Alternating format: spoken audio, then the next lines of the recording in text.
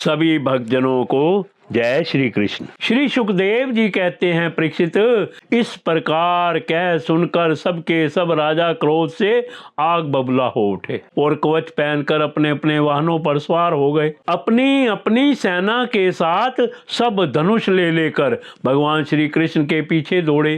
राजन, जब यदुवंशियों के सेनापतियों ने देखा कि शत्रु दल हम पर चढ़ा आ रहा है, तब उन्होंने भी अपने अपने धनुष का टंकार किया और घूमकर उनके सामने डट गए। जरासंध की सेना के लोग कोई घोड़े पर, कोई हाथी पर, तो कोई रथ पर चढ़े हुए थे।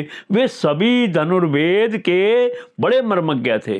वे यदुवंशियों पर इस प्रकार बाणों की वर्षा करने लगे मानो दल के दल बादल पहाड़ों पर मूसलाधार पानी बरसा रहे हों। परम सुंदरी रुक्मिणी जी ने देखा कि उनके पति श्री कृष्ण की सेना बाण वर्षा से ढक गई है, तब उन्होंने लज्जा के साथ भयभीत नेत्रों से भगवान श्री कृष्ण के मुख की ओर देखा।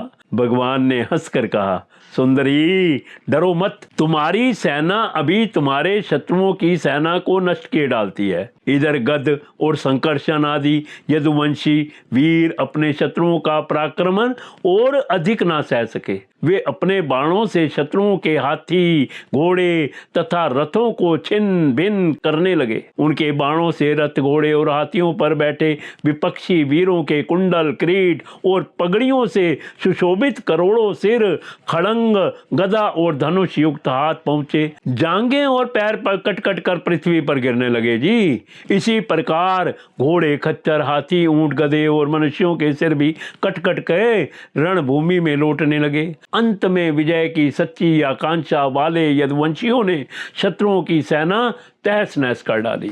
जरासंध आदि सभी राजा युद्ध से पीठ दिखाकर भाग खड़े हुए।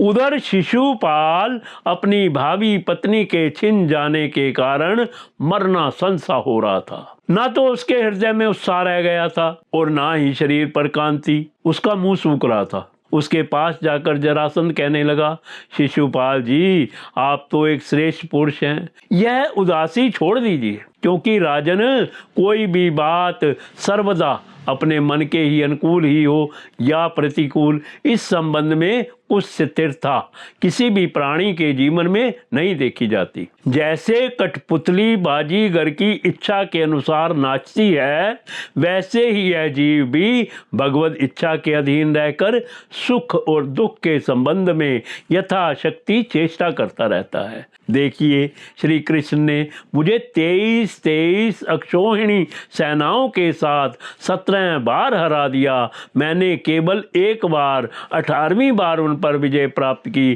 फिर भी इस बात को लेकर मैं ना तो कभी शोक करता हूँ और ना तो कभी हर्ष, क्योंकि मैं जानता हूँ कि प्रारब्ध के अनुसार काल भगवान ही इस चराचर जगत को झकझोड़ते रहते हैं।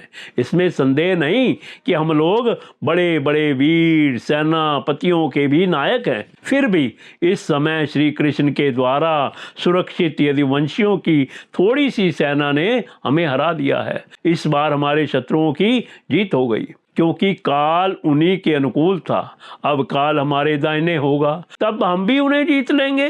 परीक्षित, जब मित्रों ने इस प्रकार समझाया, तब चेदिराज शिशुपाल अपने अनुयायियों के साथ अपनी राजधानी लौट गया और उसके मित्र राजा भी, जो मरने से बचे थे, अपने अपने नगरों को चले गए।